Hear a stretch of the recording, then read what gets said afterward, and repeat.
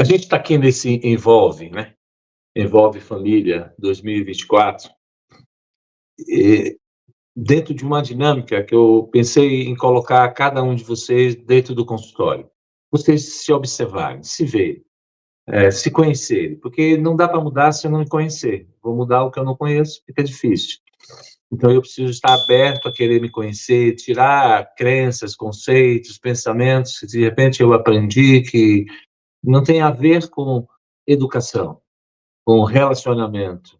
Então, é isso que a gente está trabalhando aqui. A gente começou falando da questão da importância da figura do marido, da mulher, e isso como base o amor, tendo como um amor, né? Eu preciso que o marido aprenda a amar, que essa esposa aprenda a receber esse amor e possa dar esse amor de volta. Aí se forma um casal, esse casal é formado não por um decreto de lei, ele é formado porque vocês têm intimidades uns com os outros, e a intimidade não é só a intimidade do ato sexual, é a intimidade do dia a dia, onde a gente vive esse dia a dia prazerosamente, né?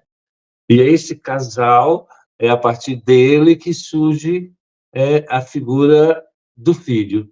E quando surge a figura do filho, esse casal aí começa a ter dois papéis novamente. Porque, olha, ele começa com o papel de marido e de mulher, forma um casal, agora tem filho, e aí forma novamente dois papéis, que a gente falou ontem, o papel de pai e o papel de mãe. E esses papéis têm que se interrelacionar de uma maneira saudável, né? Eles não são mutuamente exclusivos, que, olha, ou é você ou é eu, não. Há uma interdependência muito grande desses dois papéis para a educação dos filhos. Então, e tudo isso como linha, né, mestra aí, a questão, alinhando todo esse processo é o amor, que já começa lá, do marido e mulher, o casal, na intimidade, aí começa a ter o filho, que é fruto dessa relação amorosa, e a partir daí a gente vai entender esse relacionamento pais e filhos, né? Quando a gente usa a expressão conflito, a gente está falando do conflito porque a gente ainda vive muito com dificuldade de amar, né? Então é importante entender isso, porque você não imagina que você vai estar lá vivendo uma vida no reino de Deus em conflito, né? No reino de Deus, a base do reino de Deus é amor. E no reino do amor não tem conflito. Aliás, o conflito surgiu exatamente por uma situação de desamor, né? E a partir daí vem o processo. A gente aprendeu que a questão do egoísmo não é amor, nem amor a si mesmo, é a ausência de amor, né? E tem um poeta russo que diz que, na verdade, se o inferno existe, o inferno deve ser a incapacidade de amar. E aí isso pode ser algo que esteja acontecendo no meu lar, né? Gera algumas situações que são extremamente conflituosas, no sentido de destrutivas, né? E não conflitos no sentido de gerar algo construtivo. Então a gente vai nesse desafio. Então entenda, eu tentar fazer uma linha do tempo aí da relação, né? Da criança, a criança nasce 0 até 1 ano e meio, 1 ano, 2 anos, a gente pode estar falando isso, ela está ali num processo que ela necessita dessas duas figuras, mas mais da figura da mãe.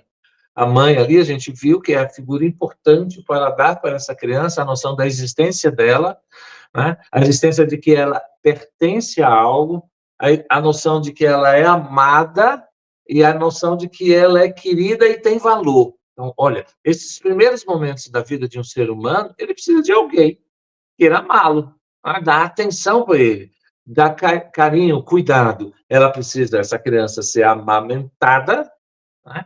Que é o alimento físico, e esse alimento físico, quando Deus projetou, né, a estrutura humana, projetou de uma maneira fantástica, né?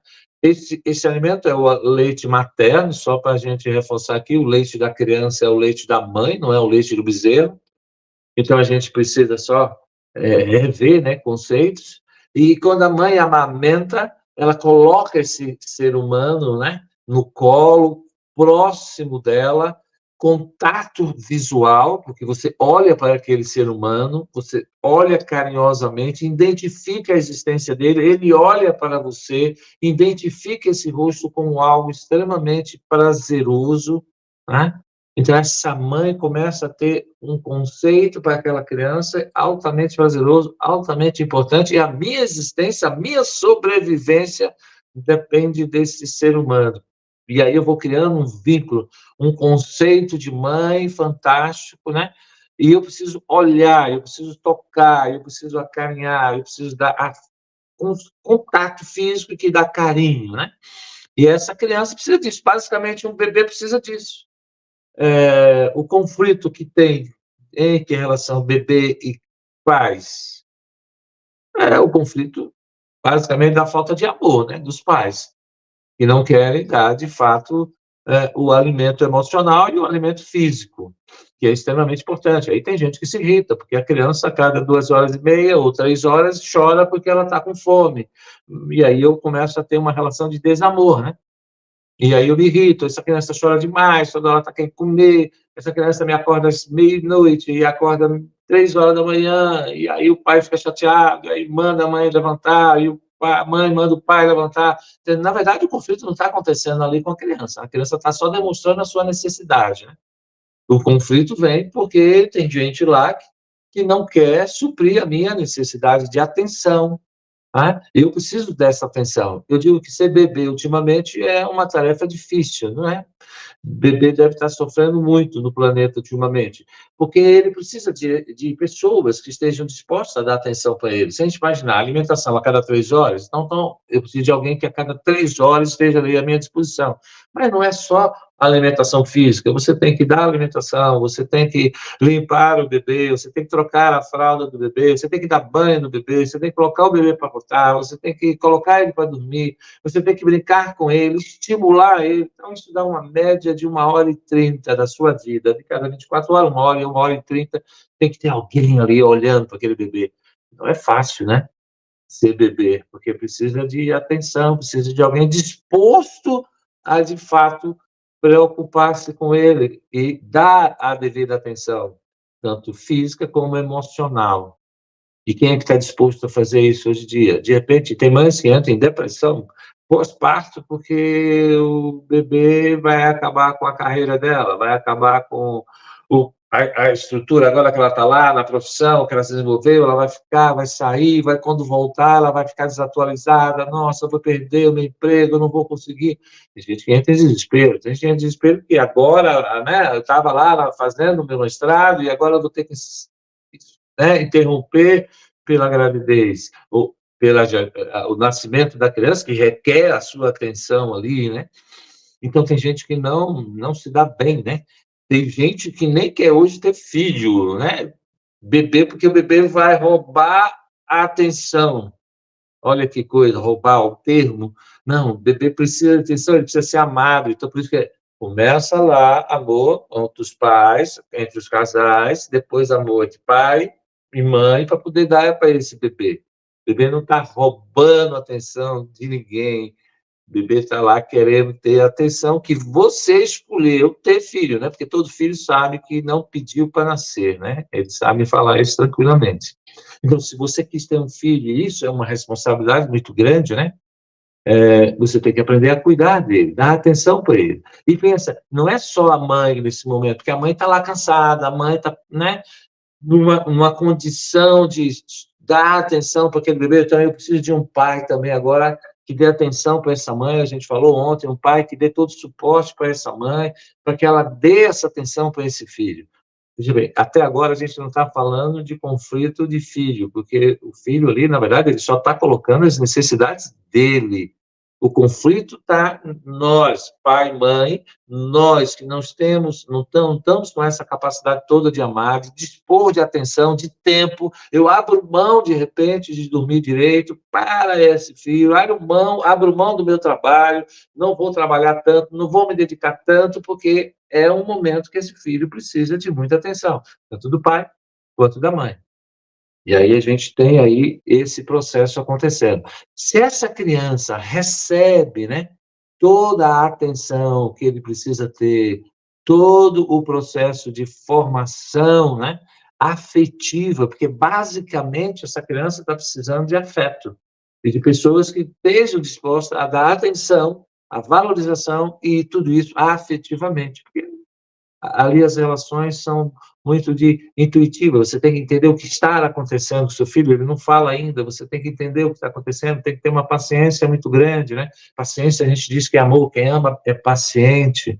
Então, quando o processo está acontecendo, a criança tem tranquilidade. Ela está recebendo a quantidade de amor necessária para lidar com a segunda etapa da vida dela, né? Ela já vai aí se iniciando para o final da primeira infância, que é com 3 anos. Então, com 1 ano e meio até 3 anos, ela está lá agora aprendendo, ela já está aprendendo a falar, já está aprendendo a engatear, a andar, ela já está aprendendo agora a se relacionar, a conhecer o mundo dela. Ela precisa conhecer o mundo. E veja bem, eu vou conhecer o mundo porque eu tenho segurança emocional.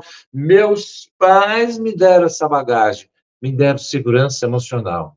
Agora, pensa numa coisa. Se essa criança, nesse período de 1 a 1 ano e 6 meses, a 1 ano e 8 meses, ela não recebe o amor suficiente para ter segurança, ela cria dentro dela um vazio, né? Ela precisa ter essa segurança, isso é amor. Você conhece adultos que têm um vazio interno, uma sensação de vazio interno? Pois é. Ou adultos que têm uma fragilidade emocional, que você tem que ter vários dedos para falar com a pessoa, porque, olha, com fulano não dá para falar, porque sabe como é que é, né? Ele é melindrado, qualquer coisa ele se ofende, qualquer coisa ele se dá mal. Então, são pessoas que possivelmente possam não ter tido as relações afetivas, e a gente está falando, ó, de 0 a 2 anos. 0 a 2 anos. Ele não recebeu o amor suficiente, ele cria fragilidades emocionais, rachaduras emocionais, e ele vai ter dificuldade de lidar com as frustrações do dia a dia, né? Agora, essa criança não, está tranquila, recebeu o amor, o afeto, né? Pessoal, só para vocês entenderem a gravidade do processo, estamos falando de 0 a 1 ano e meio, 2 anos, no máximo. Tem um pesquisador, o René Spitz, ele fez pesquisa com bebês de 3 meses. 3 meses, ele está falando. Esses bebês, eles foram retirados dele o amor, a capacidade de serem amados, ou seja, retirados deles os pais, né? Ou os cuidadores. Esses bebês, eles começaram a perceber que esses bebês entram no quadro que ele chamou de depressão anacrítica. Estamos falando de bebê de 3 meses com depressão. Retira o amor dessa criança, ela entra em depressão. Estamos falando de retirada total, né? Retirada brusca do amor. Depressão anacrítica. E ele vai dizendo o seguinte, ele observa essas crianças e percebe se em 3 a 6 meses, ou seja, até 9 meses, se essa criança não receber amor, ou, por acaso, ela receber, mas não aceitar, porque aí pode criar essa rejeição também, ela entra no quadro que ele descreveu como hospitalismo. Essas crianças começam a entrar no processo de autodestruição, de autismo, de tremenda desestruturação psicológica e morrem. Olha, a falta de amor leva ao desequilíbrio, né? A chegar até a morte. É algo tremendo. Estamos falando nos primeiros momentos da vida, né? De um ser humano extremamente importante. Extremamente importante. Eu só pegar uma fala, né? E só para vocês entenderem, eu acho que é legal essa fala, né? Da educadora Ellen G. White, no livro Temperança. Ela diz assim, as lições aprendidas, veja bem, as lições aprendidas, os hábitos formados durante os anos da infância, né, primeira e segunda infância, tem mais a ver com o caráter e a direção da vida do que todas as instruções de educação dos anos posteriores. Pensa, primeira infância e segunda infância. A gente só vai se preocupar com o nosso filho e querer dar a educação para o nosso filho. Parece que a gente é quando ele vira na adolescência. Aí a gente fala, não, agora adolescente a gente vai colocar na linha. Pessoal, a gente está falando de primeira e segunda infância. É aí que a coisa acontece. De 0 a 8 anos é onde a gente está formando toda a estrutura. A psicanálise tem esse mesmo processo. Freud fala que de 0 a 7 anos está se formando todos os estágios de desenvolvimento da psique humana. Daí para fora é só reprodução, é só aperfeiçoamento do que você já aprendeu. Então, há uma necessidade muito grande, né, da gente, como pais, estar entendendo como é que funciona essa estrutura humana. Esse ser humano lá recebeu o amor dele, agora ele está seguro. Como ele está seguro, eu falei, ele agora vai conhecer o mundo dele, ele quer conhecer as coisas. Aí ele vai mexer no livro, vai mexer no celular, vai mexer em alguma coisa, ele vai buscar saber por que isso, por que aquilo. Toda essa estrutura é importante para a criança. Ela está descobrindo o mundo, né?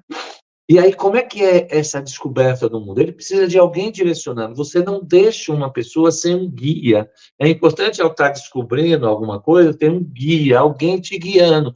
É por isso que Deus fala lá em Provérbios 22, diz assim, ensina a sua criança no caminho onde deve andar.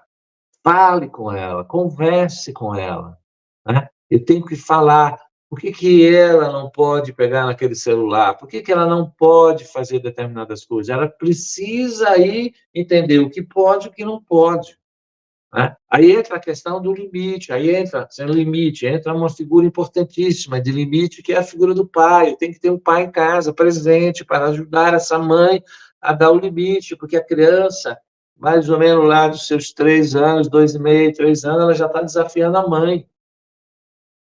Então, ela está desafiando a mãe porque ela quer se colocar, ela quer estar indo lá buscando se desenvolver, conhecer esse mundo. E alguém precisa dar a noção de limite. E quem ama, e importante, a gente começou essa história toda com amor. Então, o amor permeia o processo da educação, porque o conflito agora aparece. A criança tem a vontade dela, ela tem o querer dela, né? E agora você vai dizer para ela que esse querer tem que ser trabalhado, tem que ser socializado, não dá para ela fazer o que ela quer e bem entende. E eu preciso de pessoas que ajudem essa pessoa a entender isso. E pensa numa coisa, as regras, normas, precisam ser colocadas, mas por pessoas amorosas. Tem um pesquisador francês, o Beauvais, que ele diz o seguinte, a regra por si só, a lei por si só, não tem poder de gerar na mente de ninguém o sentimento de cumprir com a regra, cumprir com a lei. Ele quer dizer assim, o mandamento por si só não gera na cabeça do ser humano, na mente do ser humano, a vontade de cumprir o mandamento. E aí a pergunta que se fez a ele, então o que faz com que as pessoas cumpram as regras, queiram cumprir o mandamento, queiram cumprir as regras, as normas, a lei? Ele diz, o que faz as pessoas quererem cumprir as regras e os mandamentos são, é o quê? A admiração, o amor que eu tenho por aquela pessoa que está falando das regras, que está falando da lei. Então, quando eu olho para o meu pai e olho para minha mãe e vejo que são pessoas amorosas, eu tenho uma admiração, um carinho muito grande por essas pessoas, um amor muito grande, aí faz eu querer obedecer às regras, às leis. É isso que José faz, quando ele aprende isso, né? Vou fazer tamanho mal ao meu Deus. Ou seja, eu não quero, Deus é uma pessoa que eu amo, tenho um carinho muito grande por ele e por o meu patrão, né? Que era o patrão dele também, que ele tinha um carinho muito grande, ele admirava muito. E ele falou, não vou cometer esse ato, né, de pecado, de erro, não vou quebrar a lei.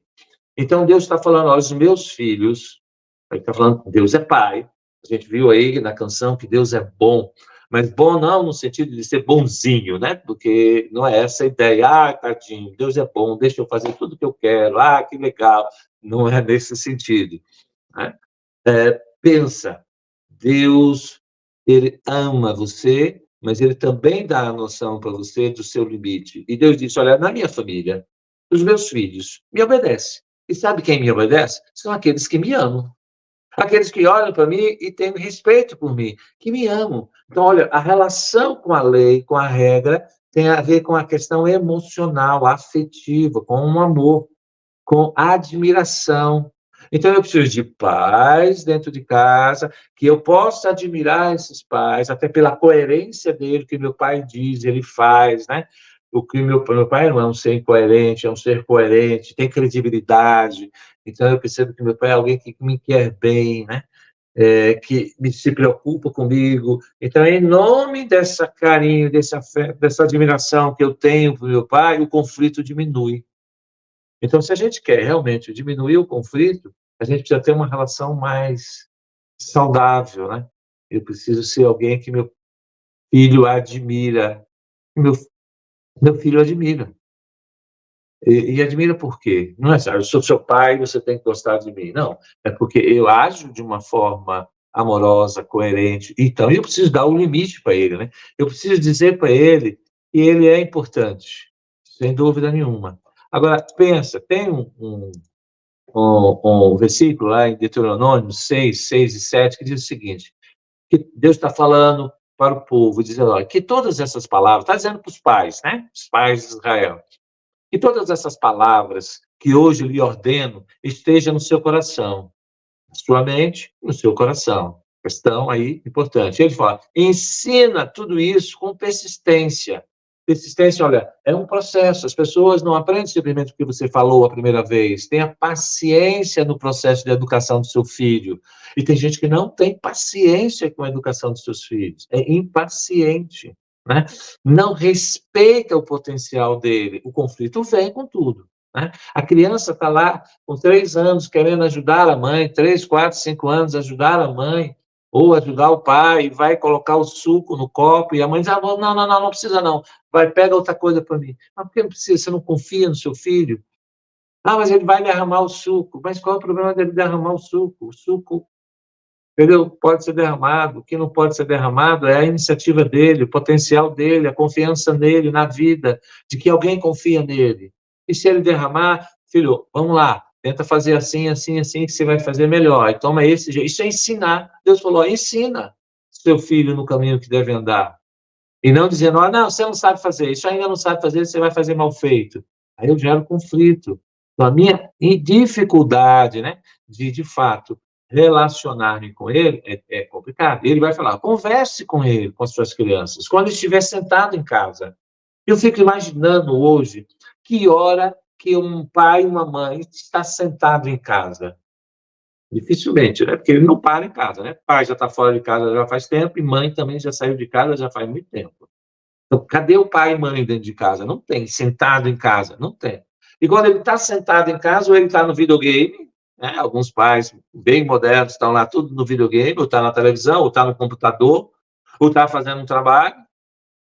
E aí, como é que você vai ensinar o seu filho? Não ensina esse processo. Você fala, converse com ele quando estiver sentado em casa.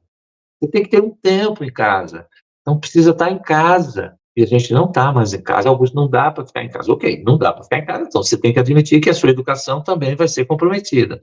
Então, não dá para esperar muito quando ele não cumprir com as suas regras, ou quando ele não seguir o seu caminho.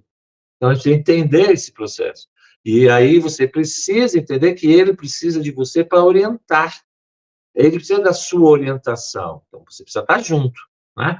Quando estiver sentado em casa, quando estiver andando pelo caminho, uau, você precisa andar com o seu filho. Quando é que você está andando com ele? Você anda com ele aonde? Tem momento que você anda com ele? É complicado, né? Talvez eu ande quando eu tenho que levar ele na escola. Ponho ele no carro, ele senta lá atrás e eu nem converso com ele. Eu estou lá tão atento né, a questão do trânsito e algumas pessoas ainda conseguem dirigir e ver o celular e não tem tempo. E aí o menino fazendo pergunta, não faz pergunta, não, eu estou aqui. Não tem. A gente não educa. Né? E ele fala, quando estiver andando pelo caminho, quando se deitar e se levantar. Uau! Quando se deitar, quando é que é? Você vê seu filho dormindo? Na hora de dormir, você leva seu filho, conversa com ele, traz uma história bíblica e contextualiza essa história no dia a dia dele, para que ele entenda esse amor de Deus a partir de vocês. Entendeu? Mas eu não tenho tempo, Augusto, para fazer isso. Então, ok, você não tem tempo. Você tem que entender qual é a prioridade que você deu. Se você quis ter filho, você entenda que você tem que ter tempo. Não dá para ter filho sem ter tempo. Né? Como é que você vai amar seu filho sem ter tempo para ele? Não existe isso. É a mesma coisa, como é que você ama alguém se você não tem tempo de estar com essa pessoa?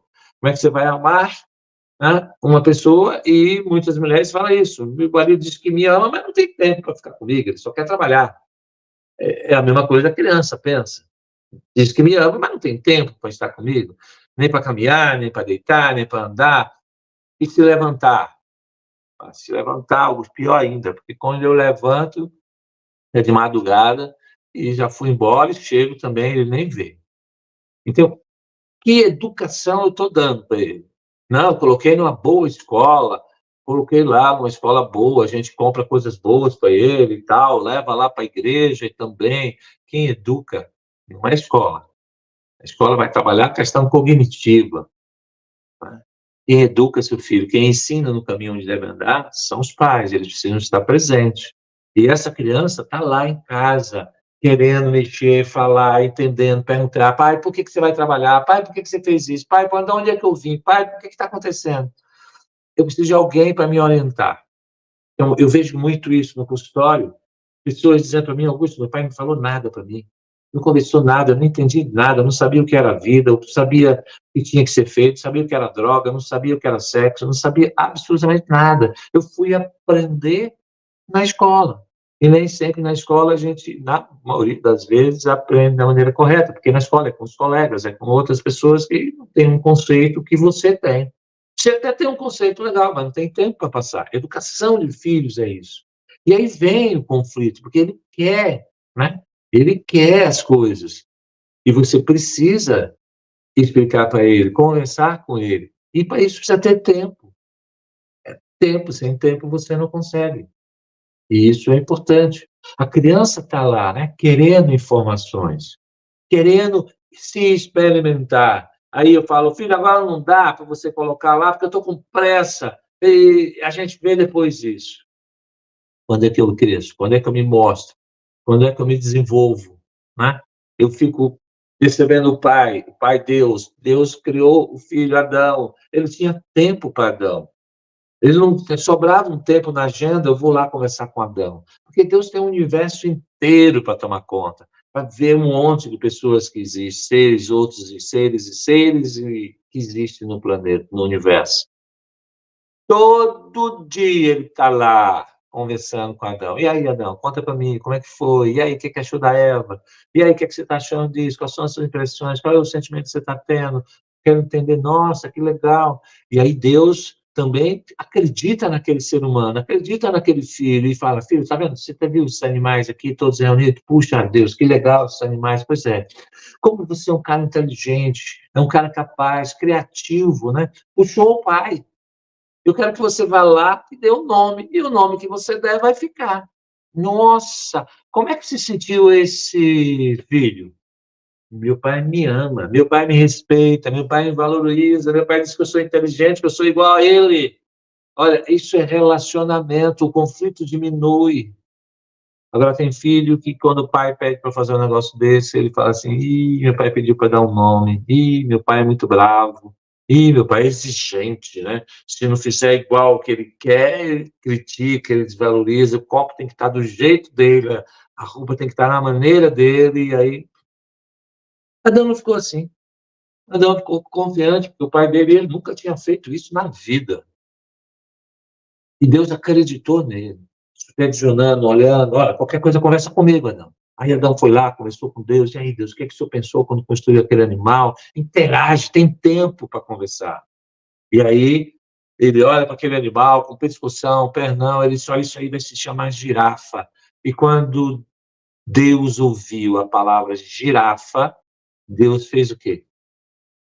Ficou feliz, contente, falou: que legal, que inteligente, é isso aí, filho, não falei que você é capaz, cara, não falei que você é criativo, vamos lá para o próximo. Mas tem filho, e quando o pai diz girafa, não é uma coisa boa, porque ele fala assim: mas girafa, isso é nome que você me arrume. Sabe, eu tenho pacientes aqui que têm traumas tremendo, porque o pai nunca aceitava o que o filho fazia, nunca validava a maneira do filho. E era uma crítica em cima de outra. É uma briga que fica. Aí o conflito aumenta. Na adolescência, ela foi para cima e brigou. Entendeu? Aí você vê por que está assim. Não. Sabe? O pai chega, acaba com a pessoa. Girafa, esse nome, mas que nome mais burro, nome mais besta, também puder, né? Puxou a mãe, só dá essas coisas. Aí ele traz a relação de conflito com a mãe para a própria questão da criança. É complicado, né? Agora, tem pai também que desvaloriza o filho de outra maneira. Ele diz assim: girafa, foi você mesmo que arrumou? Ah, eu não estou acreditando. Você sozinho arrumou isso, ninguém te ajudou? Ah, não estou acreditando. Ele subestima a capacidade do outro. O outro sente isso. E aí vai para o conflito, né? O que a gente precisa é aprender a respeitar as pessoas, entender, você tem um filho, a sua função como filho é entender esse filho, conhecer, ver quem ele é, o potencial dele, as escolhas dele não são as suas escolhas. Desde que as escolhas estejam saudáveis, não precisam ser as minhas escolhas. Eu tenho um paciente que é frustrado porque teve que fazer a faculdade que o pai queria que fizesse, e não a que ele queria fazer. Entenda? As escolhas são deles. A minha função é orientar, e independente qual seja a escolha, qual seja o talento, quem seja essa pessoa, que isso seja dentro dos princípios do reino. Ponto. Mas eu preciso viver esses princípios do reino. Então, o pai precisa ser exemplo, precisa ser coerente, para que esse filho enxergue isso, né? E quando o pai dá noções de limites, ele, em consideração a esse pai, vai querer obedecer.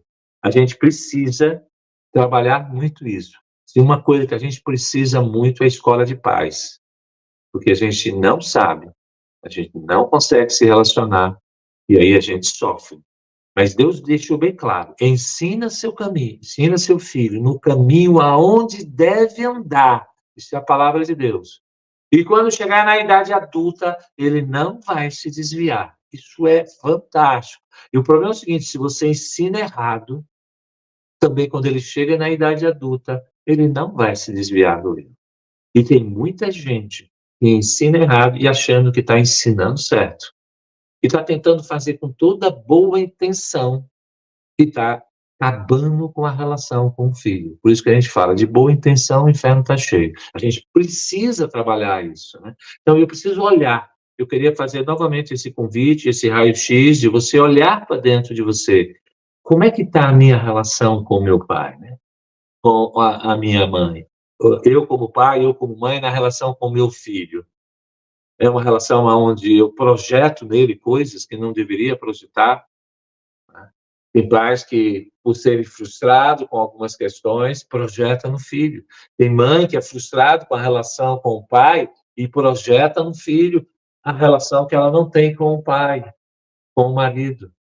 Então, eu preciso olhar tudo isso.